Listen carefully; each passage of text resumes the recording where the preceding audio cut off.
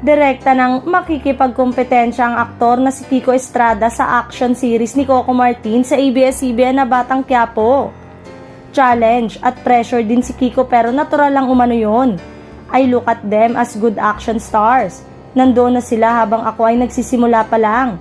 Say ng Hank at gwapo ngayon na si Kiko. Kapansin-pansin ang Coco Martin vibe ni Kiko Estrada sa media conference ng TV5 para sa TV remake nang Lumuhod Ka sa Lupa, ang action drama film na pinagbidahan ni Rudy Fernandez noong 1986 na ginanap kahapon. Bukod sa leather jacket na paboritong isuot ng mga action star, nagpapayat si Kiko para sa Norman de la Cruz character niya sa Lumuhod Ka sa Lupa kaya ikinumpara kay Coco Martin ang kanyang physical appearance sa kasalukuyan.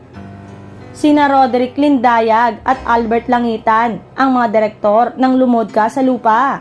Sa media conference na naganap nitong Martes, ibinahagi ni Direk Albert ang trivia tungkol sa unang pagsasama nila ni Kiko sa isang programa ng GMA7, 10 taon nang nakakalipas.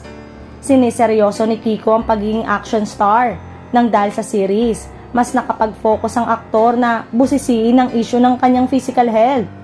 Mas madalas na siya sa gym, nag-aaral ng jiu-jitsu, ng ibang action stunt, at nag-aaral pa ng mahusay na Tagalog bilang isang magaling na abogado na role niya sa series.